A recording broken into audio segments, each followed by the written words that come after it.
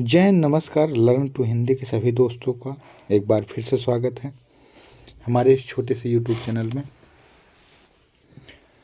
तो आइए आज हम देखते हैं अभ्यास सेट 8। जैसे कि आप लोग थंबनेल देख चुके होंगे, TG2 जूनियर TGT PGT कक्षाओं के लिए प्रश्नों की श्रृंखला को हम देख रहे थे। अगर इस चैनल पर आप पहली बार आए हैं तो आपको बता दें कि हिंदी सब्जेक्ट वाइज जो है, टॉपिक वाइज इस चैनल पर नोट्स पड़े हैं और 1000 प्रश्नों की महत्वपूर्ण क्वेश्चन आंसर की श्रृंखला पड़ी है। इसके साथ ही GS के बुलेट पॉइंट या प्रीवियस ईयर के रूप में SCRT NCERT के जो पॉइंट हैं उनको देख सकते हैं आप इस चैनल पर। तो ज़्यादा वार्तालाप न करते हुए आइए हम शुरू करते हैं सीधे अभ्यास सेट 8। आइए पहला प्रश्न देखते हैं। तो पहला प्रश्न है, हिंदी साहित्य के आदिकाल को सिद्ध सामंत युग नाम दिया किसने? तो हिंदी साहित्य के आदिकाल को जो है सिद्ध सामंत का नाम दिया है राहुल सांकृत्यायन ने। और हजारी प्रसाद द्विवेदी ने कहा है आदिकाल कहा है, रामचंद्र शुक्ल ने वीरगाथा काल कहा है। प्रश्न नंबर 2 देखते हैं। हिंदुस्तानी को सर्वप्रथम हिंदी किस विद्वान ने कहा है? तो गिलक्राइस्ट। इसमें काफ़ी मतभेद होता है, कहीं सरफुद्दीन याजमी का नाम आता है तो कहीं अमीर खुसरो का नाम आता है कि हिंदी का सर्वप्रथम प्रयोग इन्होंने किया है। लेकिन सर्वमान्य जो है, ज़्यादातर माना जाता है गिलक्राइस्ट को, जो कोलकाता विश्वविद्यालय के प्रोफेसर भी थे, HOD थे कुल मिलाकर। रीतिकाल को सर्वप्रथम श्रृंगार काल का नाम किसने दिया है? तो रीतिकाल को सर्वप्रथम श्रृंगार काल रखने का जो सुझाव दिया है वो विश्वनाथ प्रसाद मिश्र ने दिया है। रामचंद्र शुक्ल का हिंदी साहित्य का इतिहास पहले किस ग्रंथ की भूमिका में छपा? रामचंद्र शुक्ल का हिंदी साहित्य का इतिहास पहले किस ग्रंथ की भूमिका के रूप में छपा? तो हिंदी साहित्य सागर का ऑप्शन सही हो जाएगा। इतिहास की लेखन की सबसे विकसित पद्धति है। इतिहास मतलब साहित्य इतिहास लेखन की सबसे विकसित पद्धति कौन सी है? तो विधेयवादी मानी जाती है और सर्वमान्य भी मानी जाती है, और शुक्ल की भी यही है। हिंदी के प्रारंभिक काल को आदिकाल नाम देने वाले हैं। हिंदी के प्रारंभिक काल को आदिकाल नाम देने वाले हैं हजारी प्रसाद द्विवेदी। अभी ऊपर जस्ट अपोजिट प्रश्न था। हिंदी साहित्य का आधा इतिहास। हिंदी साहित्य का आधा इतिहास किसके द्वारा लिखा गया है? तो हिंदी साहित्य का आधा इतिहास जो है गणपति चंद्र गुप्त द्वारा लिखा गया है। और वैज्ञानिक इतिहास हिंदी साहित्य का आधा इतिहास डॉक्टर सुमन राजे के द्वारा लिखा गया है। और हिंदी साहित्य का वैज्ञानिक इतिहास गणपति चंद्र गुप्त के द्वारा लिखा गया है।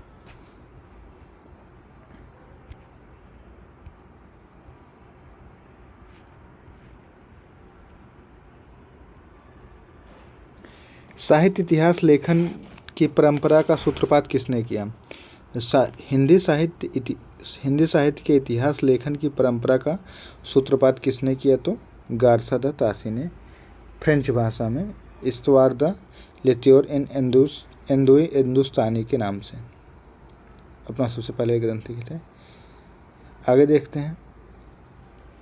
साहित्य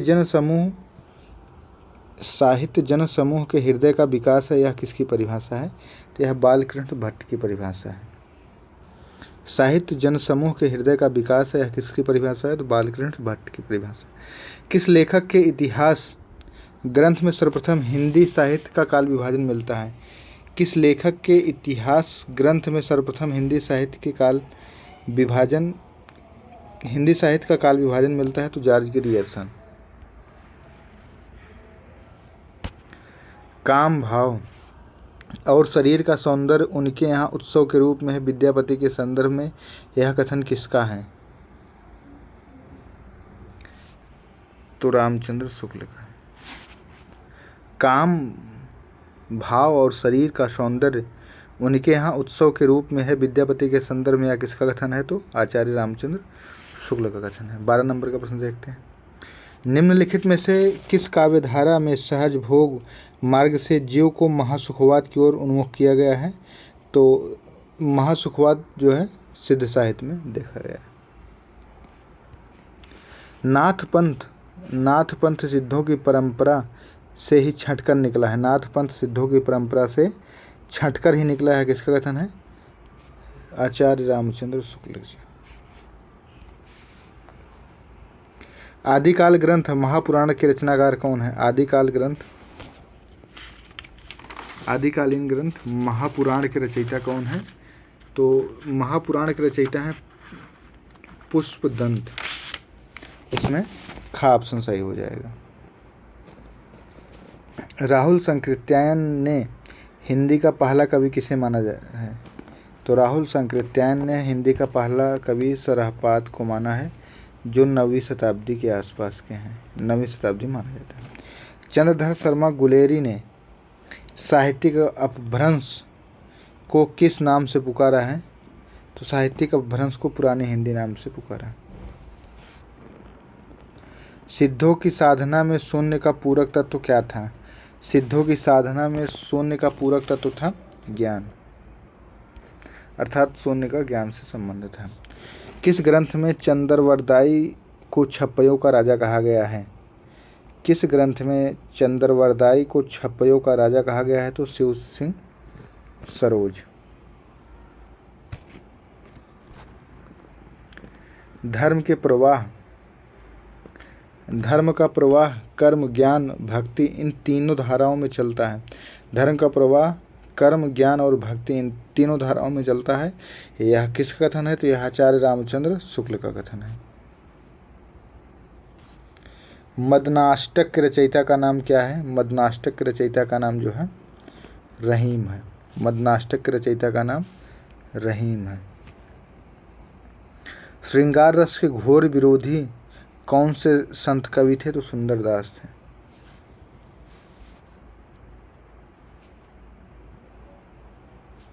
भक्तिकाल के कवियों का सही कालानुक्रम बताइए। तो इसका जो कालानुक्रम है, आप अगर याद रहेगा तो आपको कन्फर्म हो जाएगा। सबसे पहले कबीर हैं, सूर हैं, जायसी, फिर तुलसी हैं। भाषा पर कबीर का जबरदस्त अधिकार था, वे वाणी के डिक्टेटर थे। भाषा पर कबीर का जबरदस्त अधिकार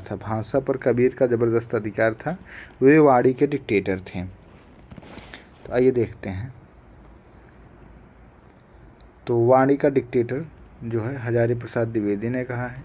सधुक्कड़ी भाषा जो है उसको जो है सधुक्कड़ी भाषा रामचंद्र शुक्ल ने कहा है। पंचमेल खिचड़ी श्याम सुंदर दास ने कहा है। बीजक किसकी रचनाओं का संग्रह है? बीजक जो है किसकी रचनाओं का संग्रह है? तो बीजक जो है कबीरदास की रचनाओं का संग्रह है। इसमें से अड़ा ऑप्शन सही हो जाएगा, उपयुक्त में से कोई। और पूछा जाता है प्रश्न कि बीजक किसकी रचनाओं का संग्रह है? तो कबीरदास। और इसका जो संग्रह करता था कौन था? तो कबीरदास के 2 गुरु थे, धर्मदास और भागोदास। ज़्यादातर जो है जो ऑप्शन में अगर कभी पूछा जाएगा धर्मदास, तो धर्मदास सही होता है और यही पूछा भी जाएगा। भोगदास भी शिष्य थे, लेकिन शिष्यों में से सबसे ज़्यादा जो काम किए हैं वो यही हैं।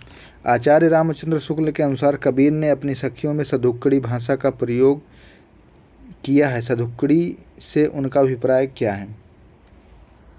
ब्रज भाषा मिश्रित पूर्वी बोली, ब्रज भाषा मिश्रित खड़ी बोली, राजस्थानी पंजाबी मिली खड़ी बोली, घ उपयुक्त में से एक से अधिक। इसमें से ग ऑप्शन सही हो जाएगा। सधुक्कड़ी की भाषा का अर्थ होता है राजस्थानी पंजाबी की मिली खड़ी बोली। आगे देखते हैं 26 नंबर का प्रश्न है, जन्म काल के अनुसार कवियों का सही अनुक्रम बताइए। तो यहाँ देखते हैं 1398 कबीरदास, 1479 गुरु नानक, 1544 दादू दयाल, 1574 मलूकदास। इसमें से ऑप्शन सही हो जाएगा।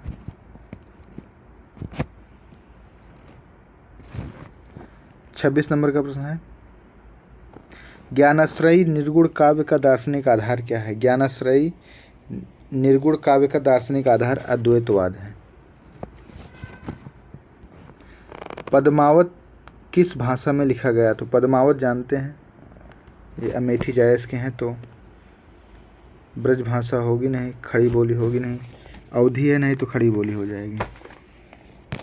अड़ा इसमें से ऑप्शन सही हो जाएगा, क्योंकि जो पद्मावत है वो अवधी में लिखी गई है। सूफी प्रेमाख्यान परंपरा आराध्य को किस रूप में देखा गया है? प्रेमिका के रूप में। सूफी परंपरा में आराध्य को प्रेमिका के रूप में देखा गया है। विज्ञान गीता किसके द्वारा लिखी गई है? तो विज्ञान गीता जो है केशवदास द्वारा लिखी गई है। और रामचंद्रिका भी केशवदास की एक रचना है, जिसे छंदों का अजायब घर रामचंद्र शुक्ल ने कहा है। सचेतन कहानी आंदोलन के प्रणेता कौन है? सचेतन कहानी आंदोलन के प्रणेता कौन है? तो सचेतन कहानी आंदोलन के प्रणेता जो है महीप सिंह हैं। सचेतन कहानी आंदोलन के प्रणेता महीप सिंह हैं। विलक्षण बात यह है कि आधुनिक गद्य साहित्य की परंपरा का परिवर्तन नाटकों से हुआ। यह कथन किस इतिहासकार का है? तो यह कथन आचार्य रामचंद्र शुक्ल का है। ध्वनि प्रस्थापन परमाचार्य की पदवी इनमें से किसको दी जाती है? ध्वनि प्रस्थापन परमाचार्य की पदवी जो है आनंदवर्धन को दी जाती है। इनका जो ग्रंथ है ध्वन्यालोक है। अगर देखते हैं 34 नंबर का प्रश्न है, राहुल सांकृत्यायन की जीवनी समय साम्यवादी के लेखक हैं। तो समय साम्यवादी के लेखक जो है विष्णुचंद्र शर्मा है। कहीं कहीं कमला सांकृत्यायन मिलता है, वो गलत है। राहुल सांकृत्यायन की जीवनी समय साम्यवादी के लेखक विष्णुचंद्र शर्मा है। जब वेदना के आधार पर स्वयानुभूतिमयी अभिव्यक्ति होने लगी, तब हिंदी में उसे छायावाद नाम से अभिहित किया गया। उक्त कथन किस लेखक का है? तो यह कथन जो है जयशंकर प्रसाद का है।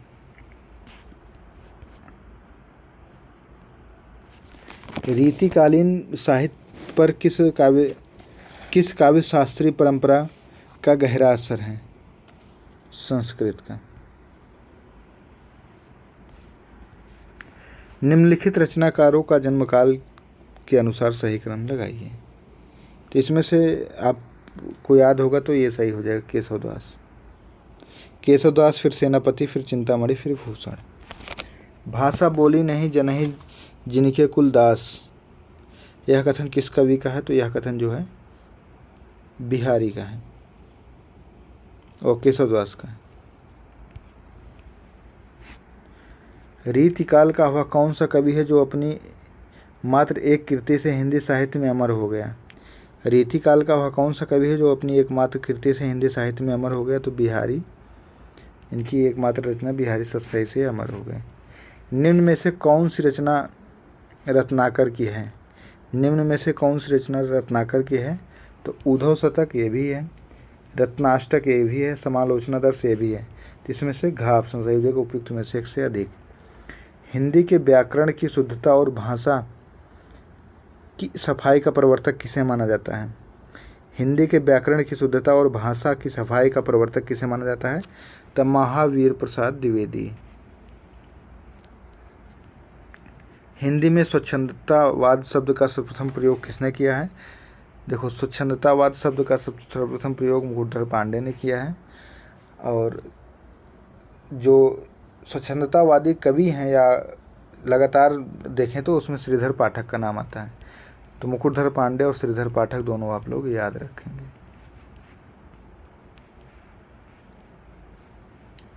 माइकल मधुसूदन दत्त कृत मुघनाथ वध हिंदी का अनुवाद किसने किया है?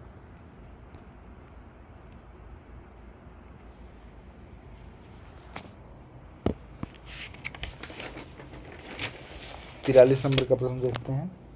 तो मैथिली शरण गुप्त हो जाएगा।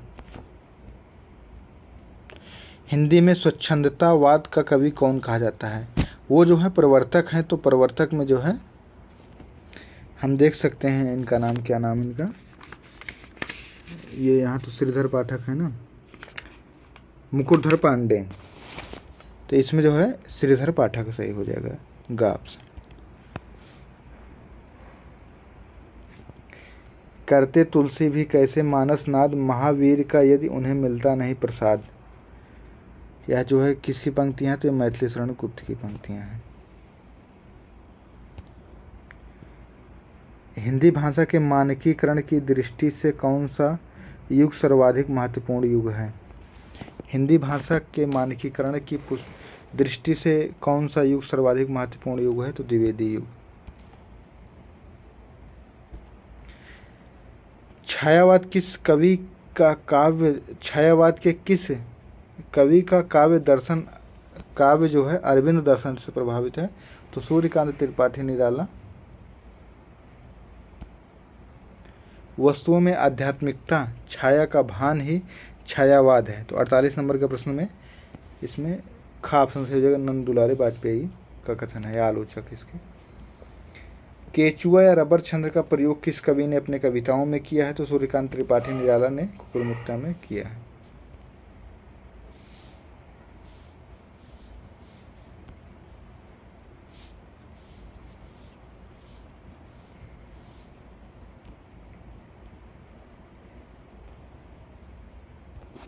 आगे देखते हैं 50 नंबर का प्रश्न है, किस कवि के समग्र काव्य में छायावाद, रहस्यवाद, प्रगतिवाद, प्रयोगवाद और नई कविता की विशेषताएं एक साथ मिलती हैं। किस कवि के समग्र काव्य में छायावाद, रहस्यवाद, प्रगतिवाद, प्रयोगवाद और नई कविता की विशेषताएं एक साथ मिलती हैं, तो सुमित्रानंद पंत हो जाएगा। वैसे अगर रहस्यवाद की बात आती है, छायावाद अगर रहस्यवाद की बात आती है तो जयशंकर प्रसाद हो जाते हैं। उषा सुनहले तीर बरसती, जय लक्ष्मी से उदित हुई, उधर पराजित काल रात्रि भी जल में अंतर्निहित हुई। उपयुक्त पंक्तियों में कौन सी शब्द शक्ति है, तो इसमें व्यंजना शब्द शक्ति है। गा ऑप्शन सही हो जाएगा। विभाव के कितने प्रकार होते हैं, तो विभाव के 2 प्रकार होते हैं। विभाव के कितने प्रकार होते हैं, तो विभाव के 2 प्रकार होते हैं। का ऑप्शन सही हो जाएगा। 53 नंबर का प्रश्न है, मैं तो गिरधर के घर जाऊं, गिरधर म्हारो सांचो प्रीतम, देखत रूप लुभाऊं। इस पद में कौन सा काव्य गुण है, तो इस पद में मैं तो गिरधर के घर जाऊं, गिरधर म्हारो सांचो प्रीतम, देखत रूप लुभाऊं। इस पद में कौन सा काव्य गुण है, तो माधुर्य काव्य गुण है। नील परिधन के बीच राजकुमार, खिल रहा मृदुल अधखुला अंग। नील परिधन बीच सुकुमार, खिल रहा मृदुल अधखुला अंग, खिला हो ज्यों ही बिजली का फूल, मेघ वन बीच गुलाबी रंग। इसमें कौन सा काव्य गुण है, तो माधुर्य है। अपने काव्य सिद्धांत की निर्मिति के लिए किस पाश्चात्य आचार्य ने सहजानुभूति की अवधारणा का सहारा लिया है, तो 55 नंबर का प्रश्न जो है इसमें किसने सहारा लिया है, तो क्रोचे ने। आचार्य भरत ने किस रस को नाट्य में प्रयोग के लिए स्वीकार नहीं किया है, तो कहीं कहीं मिलता है करुण, लेकिन इसमें से सही हो जाएगा शांत रस। खा ऑप्शन सही हो जाएगा। आचार्य कुंतक ने वक्रोक्ति के कितने भेद माने हैं, तो आचार्य कुंतक ने वक्रोक्ति के 6 भेद माने हैं। निम्नलिखित में से भरत मुनि द्वारा विरचित ग्रंथ कौन सा है, तो नाट्यशास्त्र है।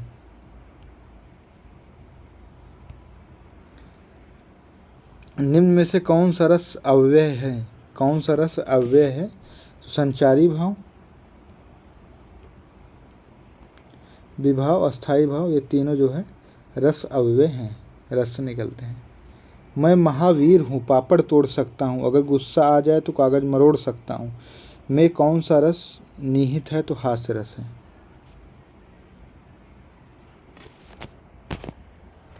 आगे देखते हैं 61 नंबर का प्रश्न। भाषा निर्माण की इकाइयों का सही अनुक्रम बताइए, तो भाषा निर्माण की इकाइयों का जो है ध्वनि, शब्द, पद, वाक्य, तो यही सही अनुक्रम है। निम्न में से कौन सा संयुक्त व्यंजन है, तो इसमें से देखें तो संयुक्त व्यंजन छ, त्र, ज्ञ तीनों है। 62 नंबर प्रश्न में घा ऑप्शन सही हो जाएगा। 63 नंबर का देखते हैं, अनुनासिक व्यंजनों की संख्या कितनी मानी जाती है, तो 5।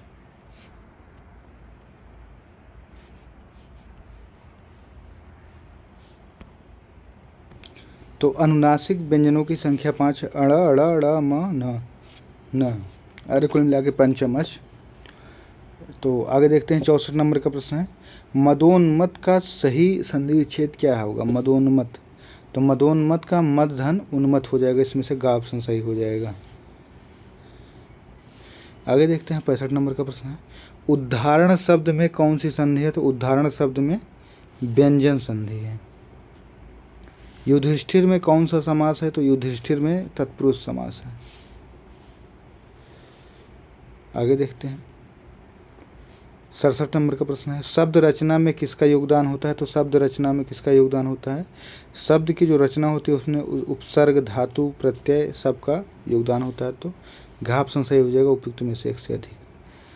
प्रत्युत्पन्न में कौन सा उपसर्ग प्रयोग हुआ है? तो प्रति उपसर्ग, इसमें ख ऑप्शन सही होगा। प्रत्युत्पन्न में प्रति। चरण शब्द में कौन सा प्रत्यय है? तो चरण में जो है अन प्रत्यय है, चरण, ग ऑप्शन। कहीं कहीं रण दिखाता है, वो सब गलत है, लेकिन 69 में अन प्रत्यय हो गया। संज्ञा के स्थान पर प्रयुक्त होने वाले शब्द को क्या कहते हैं? संज्ञा के स्थान पर प्रयुक्त होने वाले शब्द को सर्वनाम कहते हैं। संबंधवाचक सर्वनाम कौन सा है? तो संबंधवाचक सर्वनाम जो है।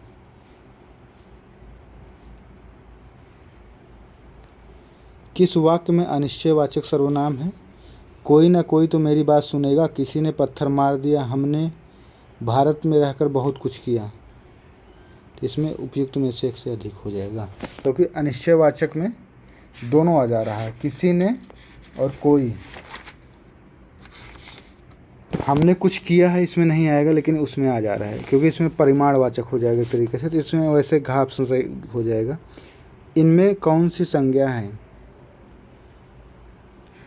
इनमें कौन संज्ञा है? तो नदी जो है एक जातिवाचक संज्ञा है। इनमें कौन सा संयुक्त वाक्य है? पक्षी आकाश में उड़ रहे हैं, ये तो नहीं है। भगवान तुम्हें लंबी उम्र दे, ये भी नहीं है। इसमें ख ऑप्शन, बादल गरज रहे हैं और वर्षा हो रही है, तो ख ऑप्शन सही हो जाएगा 74 नंबर में।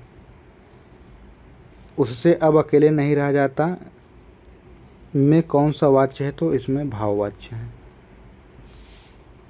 ग ऑप्शन सही हो जाएगा। आगे देखते हैं पैसेज है,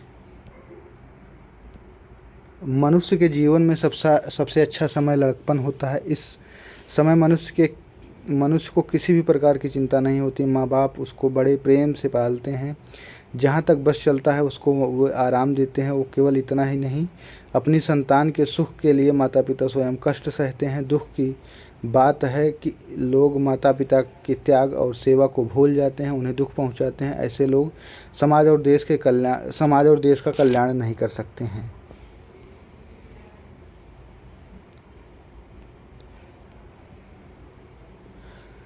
तो प्रस्तुत गद्यांश का उपयुक्त शीर्षक क्या होगा? जीवन का सुनहरा समय और लड़कपन। इसमें का ऑप्शन सही हो जाएगा, यही सटीक लग रहा है। बुरा तो होगा नहीं, माता पिता का संता से प्रेम, ये भी नहीं होगा, संत तक कोई जिक्र नहीं है।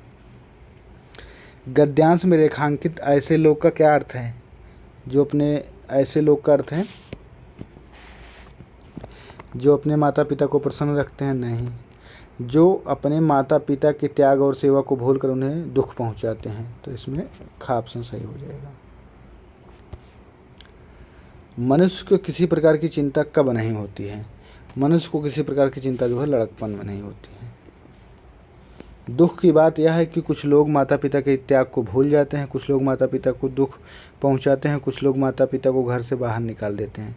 इसमें घ ऑप्शन सही हो जाएगा, जबकि इसमें तो हम बताएं आपको सिर्फ का और खा ऑप्शन ही सही है। तो इसमें उपयुक्त में से अधिक हो जाएगा 79 में।